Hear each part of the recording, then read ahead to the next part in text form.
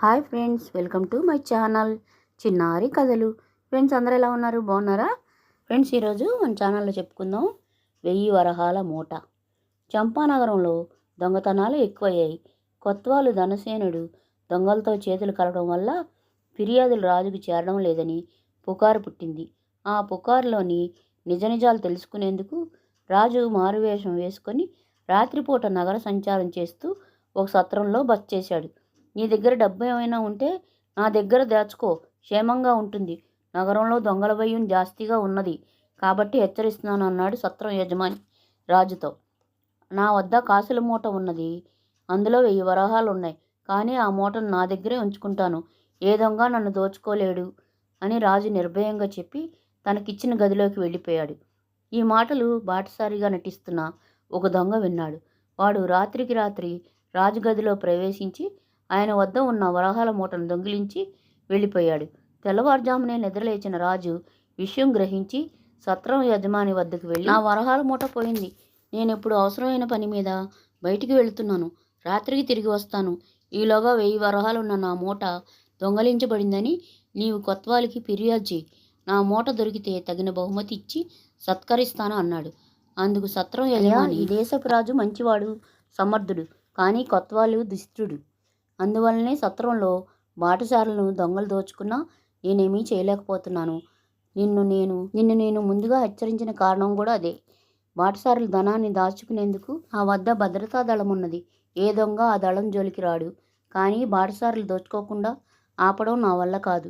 అందుకు కారణమైన కొత్వాళ్ళకి ఫిర్యాదునివ్వడం చెవిటివాని ముందు శంఖ ఊదడమే అవుతుంది అన్నాడు రాజుతో. ఇదంతా ఒట్టి పుకారు.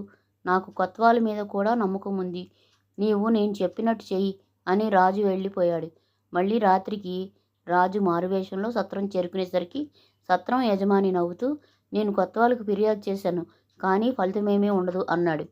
రాజు తన గదిలోకి వెళ్ళాడు. కొంతసేపటికి ఒక అపరిచితుడు రాజుగదిలోకి వచ్చి, నువ్వు ఒట్టి అబద్ధాలు కోరివి అన్నాడు. రాజు ఆశ్చర్యంగా, నేను నిన్ను మొదటిసారిగా చూస్తున్నాను. నేను అబద్ధాలు కోరినని నీకెలా తెలుసు అని అడిగాడు. నిన్న రాత్రి నీ వరహాల మూటను దొంగిలించింది నేనే. ఆ మూట చాలా పెద్దదిగా ఉన్నా అందులో గుడ్డ ముక్కలు, చిన్న చిన్న రాళ్ళు ఉన్నాయి. వరహాలు మాత్రం 100 ఉన్నాయి. కానీ నువ్వేమో 1000 వరహాలు పోయినట్టు కొత్వాలికి ఫిర్యాదు చేయించావు అన్నాడు దొంగ ఏసడిస్తున్నట్టు. రాజు వాడి కేసి తీవ్రంగా చూస్తూ, దొంగతనం చేయడమే కాక ఆ సంగతి నిర్భయంగా చెప్తున్నావు. నువ్వు గుండెలు తీసిన బంటులాగున్నావే అన్నాడు. అదంతా వేరే సంగతి. నువ్వు ఇప్పటికిప్పుడు కొత్వాలి ఇంటికి వచ్చి నీ మూటలో ఉన్నవి 100 వరహాలని నిజం చెప్పాలి అన్నాడు దొంగ. చెప్పకపోతే అన్నాడు రాజు. దొంగ తన దుస్తుల్లోంచి చిన్న కత్తి తీసి బెదిరిస్తూ, చెప్పకపోతే నీ ఒంటి నిండా గాయాలు చేస్తానన్నాడు. రాజు వడుపుగా వాడి చేయి పట్టుకొని చిన్న దెబ్బతో వాడి చేతులని కత్తి కింద పడేలా చేశాడు. తర్వాత వాడు 2 చేతులు విరిచికట్టి, నేనిప్పుడే కొత్వాలికి అప్పగిస్తాను అన్నాడు. సరే, నన్ను కొత్వాలికి అప్పగించు, కానీ ఆయనకు నీ మూటలో ఉన్నవి 1000 వరహాలు కాదని 100 వరహాలేనని చెప్పు, లేకుంటే ఆయన నన్ను బతకనివ్వడు అన్నాడు దొంగ ఏడుస్తూ. దొంగగా పట్టుబడ్డందుకు భయపడక, మూటలో ఎంత డబ్బు పోయిందో చెప్పి తీరాలని ఎంతగా గోల పెడుతున్నావు? నీ తీరు నాకు విచిత్రంగా ఉంది అన్నాడు రాజు. దొంగ ఒకసారిగా పెద్దగా మూలిగి, నేను దొంగనే అయినప్పటికీ నిజాయితీపరుణ్ణని కొత్వాలు నమ్మాలి. నేను దొంగిలించిన మూటలో 100 వరహాలే ఉన్నాయని ఆయన నన్ను కొరడా దెబ్బలు కొట్టించాడు. కావాలంటే నా వీపు చూడు అన్నాడు దొంగ. రాజు వెనక్కి వెళ్ళి చూస్తే వాడి వీపు మీద దెబ్బల గుర్తులున్నాయి. కొత్వాల్కి తన బాధ్యతను చక్కగా నిర్వహిస్తున్నాడు. దొంగతనం చేసినందుకు నీకు శిక్ష పడి తీరాల్సిందే అన్నాడు రాజు. అయ్యా, నీకు పోయినవి 100 వరహాలే కదా, నీకు నేను 2 100 వరహాలు ఇస్తాను.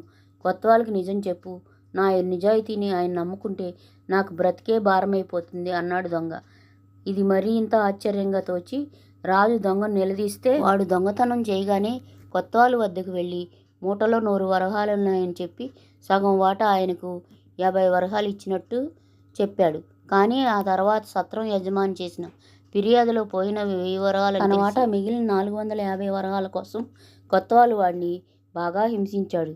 దొంగ తన నిజాయితీని రుజువు చేసుకునేందుకు సత్రానికి వచ్చాడు. అప్పుడు రాజుకి అసలు విషయం అర్థమైంది. ఆయన దొంగకు తనెవరో తెలియజెప్పి ఇక నుంచి బుద్ధిగా బతకమని హెచ్చరించి పంపించేశాడు.